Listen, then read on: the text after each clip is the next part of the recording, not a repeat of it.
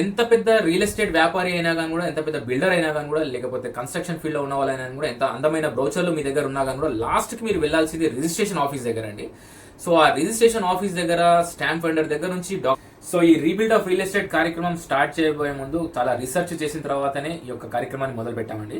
So practical నాలెడ్జ్ని base చేసుకొని, అలాగే రియాలిటీని బేస్ చేసుకొని ఈ యొక్క కార్యక్రమాన్ని మనం స్టార్ట్ చేశాము వరుత్ ఎల్పిడిఓ యూట్యూబ్ ఛానల్ ద్వారా. ఈ ఆర్బీఆర్ అనే కాన్సెప్ట్కి, అంటే రీబిల్డ్ ఆఫ్ రియల్ ఎస్టేట్ అనే ప్రోగ్రామ్కి మంచి రెస్పాన్స్ వస్తుంది. అండ్ మీరు చూస్తున్నారు, సబ్స్క్రైబ్ చేసుకోమనేసి నా యొక్క విజ్ఞప్తి. సో దట్ మాకు ఒక ఎంకరేజ్మెంట్గా ఉంటుంది మరి ఇంకొక వీడియో చేయడానికి. So please do subscribe Varuth LPDO YouTube channel.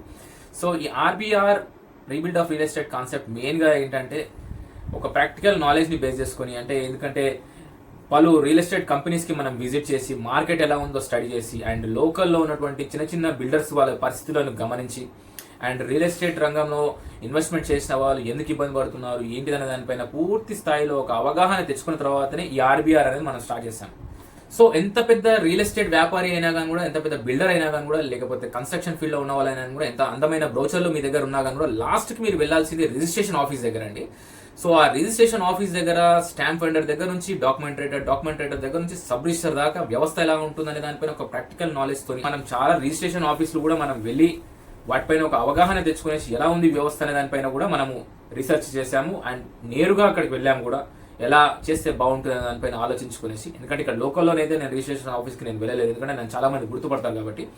దూర ప్రాంతాలలో రిజిస్ట్రేషన్ ఆఫీస్లో వెళ్ళి ఎస్పెషల్లీ అక్కడ వ్యవస్థలో ఎలా ఉంది అనే దానిపైన ఒక కూలంకుషంగా, అంటే ఈ రేట్స్ విషయంలో కానివ్వండి, రిజిస్ట్రేషన్ విషయంలో కానివ్వండి, ఎలా చేస్తే బాగుంటుంది అనే దానిపైన వాళ్ళతో కూడా డిస్కస్ చేసి ఎలా ముందుకెళ్తే బాగుంటుంది అనే దానిపైననే మొదలైంది ఆర్బీఆర్. సో ప్రతిరోజు ఒక ఎపిసోడ్ ద్వారా మీకు ఆర్బీఆర్ అనే పార్ట్స్గా షార్ట్స్ మీకు వస్తున్నాయి Varuth LPDO YouTube channel. So definitely it will be interesting program, and investment చేసే వాళ్ళకు ఒక యూస్ఫుల్ ప్రోగ్రామ్ గానే ఉంటుంది. అండ్ ఆర్బీఆర్ ప్రోగ్రామ్ ని అందరూ లైక్ చేయండి అండ్ షేర్ చేయండి మాక్సిమం, ఎందుకంటే ఇన్వెస్టర్స్ చాలా మటుకు ఉన్నారు కాబట్టి. సో రియల్ ఎస్టేట్ రంగాన్ని కాపాడుకుందాం అనే కాన్సెప్ట్తో మొదలైంది ఆర్బీఆర్.